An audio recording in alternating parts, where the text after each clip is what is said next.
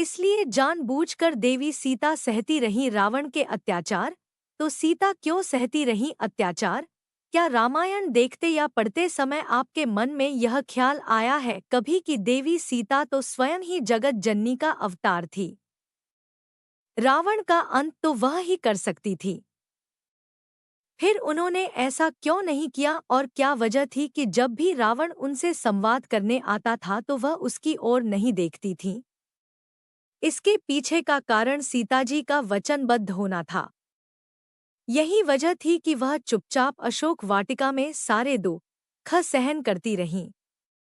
तो आइए जानते हैं कि देवी सीता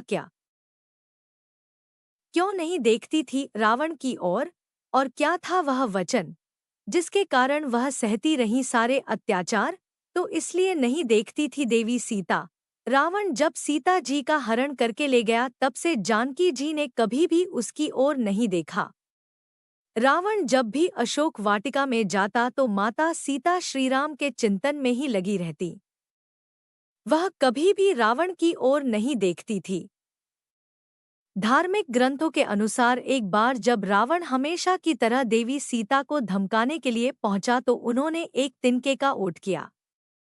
तब रावण ने अत्यंत क्रोध में सीता को कहा कि तुम इस तिनके को क्या देख रही हो? मैं तुमसे सीधा संवाद करता हूँ, लेकिन तुम हमेशा एक तिनका उठाकर उसे ही घूर घूर कर देखने लगती हो। तब सीता माता के आंखों से आंसू बहने लगते हैं। जानिए क्यों? दशानन रावण ने भी पकड़ लिए थे अंगद के पैर और सहम गया था पूरा दरबार जब रावण पहुंचा श्रीराम के भेष में। रामायण के अनुसार जब रावण किसी भी तरह से देवी सीता को धमकाने में सफल नहीं हुआ तो वह श्रीराम के रूप में देवी सीता के सामने पहुंचा, लेकिन तब भी माता ने उसकी ओर नहीं देखा।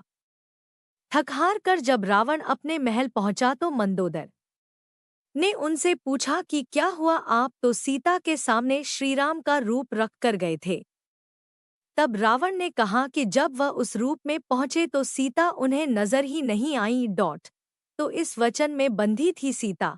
कथा मिलती है कि जब सीता जी ससुराल पहुंची तो उन्होंने पहली रसोई में खीर बनाई।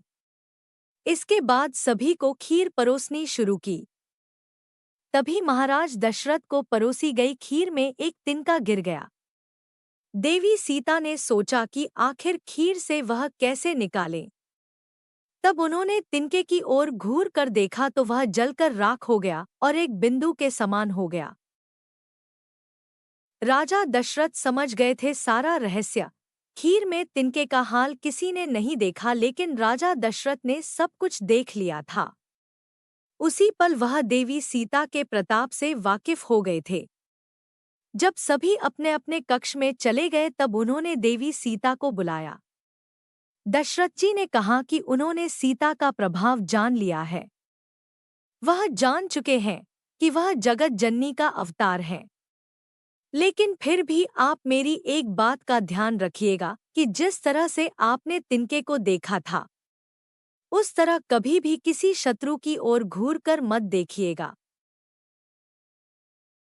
इसलिए नहीं देखती थी वैदेही। राजा दशरथ की उस बात के चलते ही वैदेही ने कभी भी रावण की ओर नहीं देखा। अन्यथा जिस क्षण वह रावण की तरफ देख लेती वह उसी पल भस्म हो जाता। इसलिए जब भी रावण आता था तो देवी सीता महाराज दशरथ की बात याद करके तिनके का ओट ले लेती थी। इसके अलावा सीता जी को भगवान श्रीराम को रावण के वध का भी श्रेय दिलाना था। यह भी एक वजह थी वैदेही के शांत रहने की।